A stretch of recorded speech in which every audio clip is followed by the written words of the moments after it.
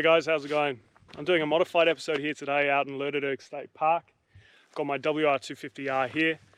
I built it up for the Desert Simpson crossing. I bought it second hand with about 3,000 K on it.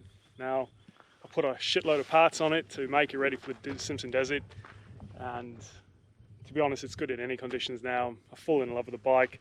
I sold my 690 just to have this. I was going to take the 690 on the Simpson Desert crossing, but I just didn't want to have any reliability issues out there, and my other mate had a WR250R who I was going across with, so it just made sense carrying spare parts and having his knowledge as well of any issues that we could get. So I'm going to go over the front, middle, back and down under. So let's get into it. Alright, let's start up front. The biggest difference is the fairing. This obviously isn't a standard WR250R fairing. This is actually a Kawasaki, I think Z1000 sports touring bike aftermarket screen. I basically just searched eBay and looked for something that looked a bit like a Dakar type front fairing. This is the closest thing I could find. It was $40 and I just went with it and ended up working out really well with the whole mounting system. So I'm going to go through this in another episode. This will probably take 10 minutes on its own to explain. I'll explain the mounting points, the steady lights I have, how I've wired it up, and the mounting system. The mounting system is a little complex, but it doesn't mean I have to drill any holes into the triple clamps or into the frame or anything. I can pull it off, put the standard one on pretty quickly. Other than that, I've got the Ballard's front fender reinforcement here. It's a long aluminium sheet that's cut up. It's multi-purpose, universal. I usually, if I'm going on a bigger trip, will run my tool bag on the front. Now, without the reinforcement, it moves up and down so much that when you're going over a rough surface and you're nearly using all your suspension travel, you can actually start hitting the tip of the fender up here. So I run that. That's a really cheap mod. I think it's about 20 bucks. It just means when I have that extra weight on, it's just there's less vibration. I also have the Krieger strap up here. That's another cheap mod that just fits around the two forks. Now, if you're in any crap situation you need a mate to pull you up, it's just so handy to have a handle here for them. They don't have to pull on the front forks, they don't have to pull on your handlebars. It's just a really handy strap, cheap and really durable. So I've added that there. Going on, the only other suspension sort of work I have are just the bleeder valves up at the top. You can hear them going off right now. I basically use that if I'm trailering my bike around anywhere for long distances. Once I've ratcheted it down, I will let the pressure out. The only other things I've got going on the front are the jet bark busters. I've run this on all the bikes I've had. This style, I really like it. I've got the white for the WR. I kind of like the yellows a bit better. I almost wish I'd gone with the yellow ones. These are great, never had any issues. Yeah, they're good. And also they keep your hands warm. Well, not warm, but in winter when you're on the highway and things like that, it just deflects that little bit of wind as well. I don't have heated grips on this bike, so that helps out a bit. I've got the double take mirrors with the RAM mounting system, so that's really easy just to fold down and reposition once I get back on the highway. They're really durable. Expensive, but you know, when I sold my 690, I actually stole these off that, put them on this and put the stock ones back on the 690. They were really, really good. I like them. I think they're decent. Also, you also notice I have a first aid kit under here. That's just Velcroed in on my mounting system for the fairing. That's got everything I need in there. All my mates know it's up there. If I fall off, it's easily accessible. And it's quite a large kit, has quite a lot in it as well. That's really handy up there as well. But for the front, other than that, I just have a force radiator guard up here. That's good for sticks, any falls. You don't want that puncturing in the middle of nowhere when it's hot, and you don't really want to be putting water in, especially in Australia where it gets up to 40 degrees when you're riding. That thing's just going to boil over. So that's just some added protection. It's very strong, a bit pricey, but I think once you have it, you never have to worry. Peace of mind, definitely worth it. I haven't done anything with the suspension on the front. That is probably the next thing on my list. It's a bit pricey. I suppose that's why I've left it till the end. I wish I'd had it done before I did the Simpson crossing. In hindsight, I knew it was going to be a bit harder, but I didn't realize how much harder it would be. My mate who I went, he had a WR250R with Technics. We looked back at the footage of us riding, and his was so much more planted. Didn't pogo. My suspension overheated within the first half hour, and I was just pogoing everywhere, which made it a bit harder and less fun in the end as well. That's really it. I've got some Pro Taper higher bars on here, so I get a little bit more height. Other than that, that's it for the front. Like I said, I'll go over in another episode on the construction and all the function of this. But let's get into the middle now. Okay, there's not really much going on in the middle of this bike. I've got the aftermarket IMS 18-litre tank. For the Simpson, it just gave me that little bit extra range over the Safari by 4 litres. So on the WR, you're not really taking that much fuel to the Simpson, right? It's not like a 1290 or 1190, or what are they, 1090s now, which carry about 40-50 litres of fuel. I think we only used 29 litres going across. So that really meant I could just run this front tank at 18 litres and another 10-litre jerry can filled up to the top, which you always get a little extra litre or so. And I think I just carried one other extra little bottle just in case. But if I'd had gone with the Safari, which was 14 litres, I would have really had to have carried another jerry can. And I wanted to keep all the weight low. I didn't want anything up top. So that's why I went for the larger one. It also deflects a lot more wind. I think it's a lot wider than the Safari. So when you are sitting behind it, you don't get as much wind hitting your legs. And I obviously went for the clear colour. And I've had markings put on as well, so I know exactly how many litres I have left. It's a great visual indication. They do obviously have fuel gauges, but well, not fuel gauge, just a low fuel light. But that's a much better setup to figure out how much fuel you have and when you should fill up. I also have the seats concept here.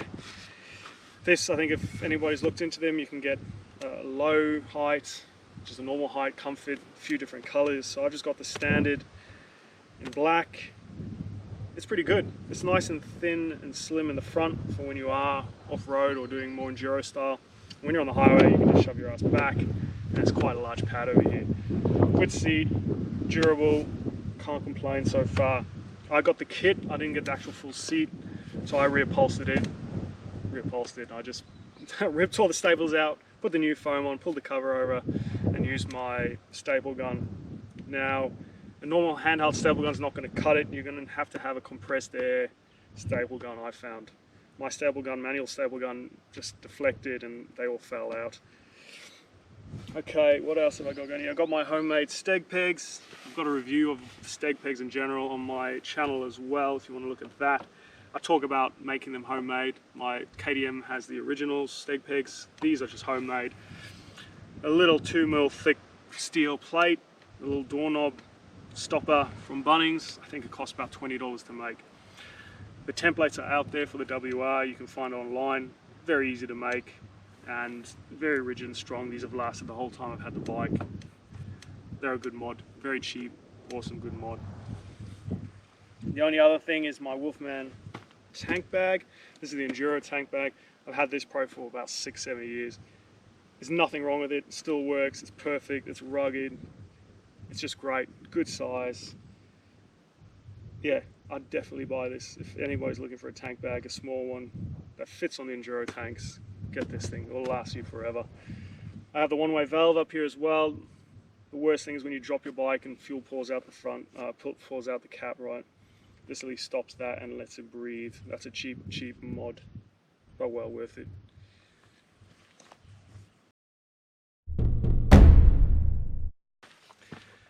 Now, out back, there's a few little things going on. I've got the FMF PowerCore 4 without the little spark arrestor. That's been removed, so it's a pretty loud can.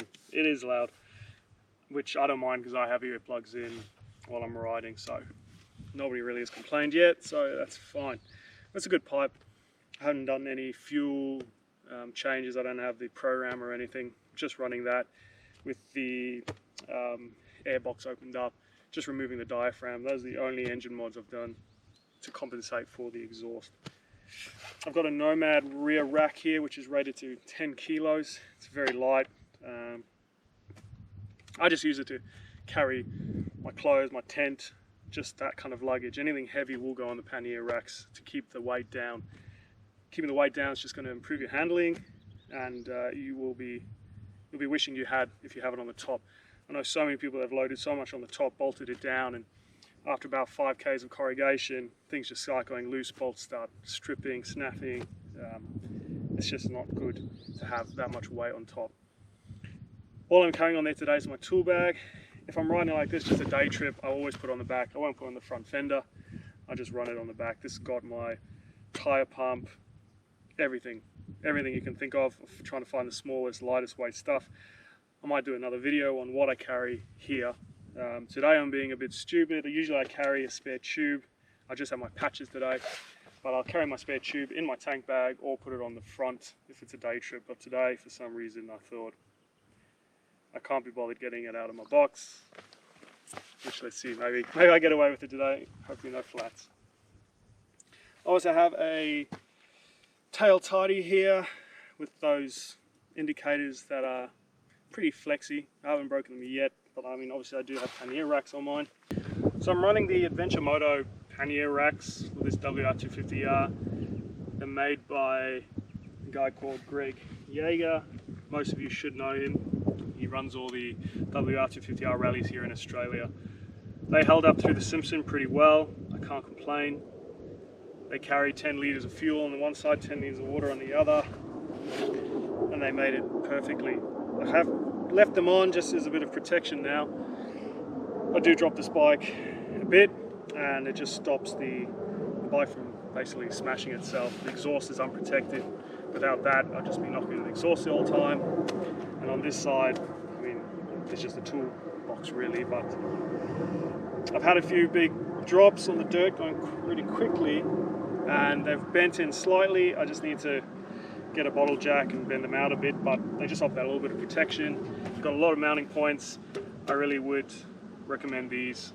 They're quite light. They're tubular steel, so they have some strength to them. Yeah, definitely go with these. I mean, I know there's Barrett, I think do one, Tusk do one as well, but in terms of Australian made and here, being able to just pick them up, hopefully if they have stock you can get them within 2 weeks, they're a good option. Lastly, I think I have another Krieger strap on the back. This strap's more for myself really. If I had the panniers on, people can just help me out by pulling the bike off those, but just as a center strap in any situation, it's just nice to have it there. You don't have to have your hand in awkward positions. It's just a great strap to hold on and lift the bike out of a rut or pull it up something. They're pretty cheap, really. I mean, they are cheap, so really why not? They're easy to mount and they look kind of cool as well, I think. All right, now down under. I have the MT21 Rallycross tire on the front and a Dunlop D606 on the rear. This is what I took to the Simpson, the same setup. It worked well, can't complain. D606, everybody knows that tire. It lasts long, it's cheap, gives you loads of traction. The front, the MT21 Rallycross, I feel like my front slides out less. I have a lot more stability in the front with that tire. I really like it and it lasts well. As per usual, the rear's worn out before. I'll keep this on for another rear set. I'm running the Force Accessories bash plate. This is a thick aluminium bash plate, only takes 2 bolts in the front. It slots in underneath the frame. Really easy to put on and take off, especially if you're trying to do a lot of oil changes and maintenance. It's quick and easy to take off. I've got a brake snake here as well to prevent branches from coming in behind the lever and bending it out. That's a very cheap mod. I bought it from Ballard's, I think for $12 or something like that. I have it on this and my Enduro. I've upgraded pegs. If anybody still has the original ones, I mean, they're so small and tiny, it's ridiculous. It's just, they're absolute shit. These are upgraded, they're larger, they provide a lot more stability for you while you're riding. and a lot more grip between that and your boots. The header of the exhaust is the stock. I haven't changed that at all. Going over to the back, I've got the, I think it's a shark brake protector, or shark disc protector, something along those lines. That's basically there just to stop it when the wheel lands on a massive rock or something. You're just not going to bend that disc. At the front, you've got a lot more clearance, obviously, with the 21-inch wheel. So on the rear, it's a cheap mod. It's just off eBay, and it just gives that little bit of peace of mind that you're not going to be warping or bending your disc.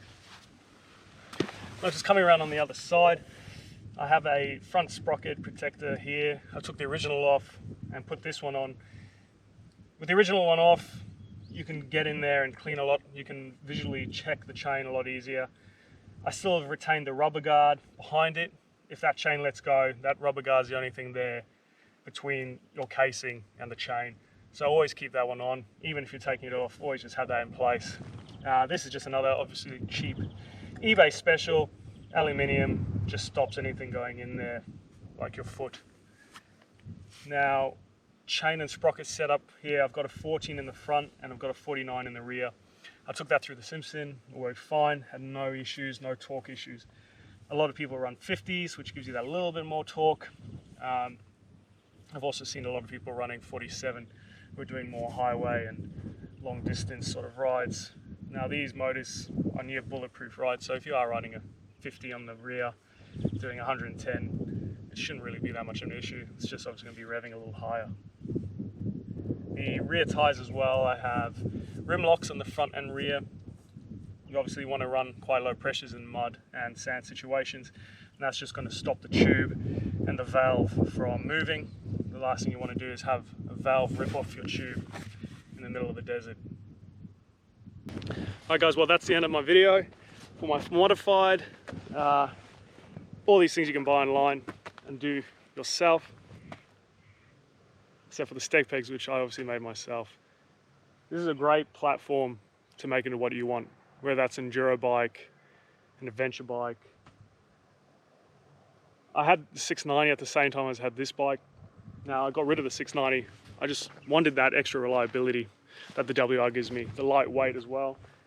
Once I get proper suspension set up on this, it's just going to be on another level. The only things I might change are taking off the panniers just for looks. I think it would look a lot better without those panniers on. But the protection that they provide has kind of got me split. Anyway, I hope you enjoyed the video. If you have any questions on that, just comment them down below. And I'll try and get a few more modified episodes out from all my mates' bikes that I ride with. Hopefully get them out soon. Thanks for watching, guys.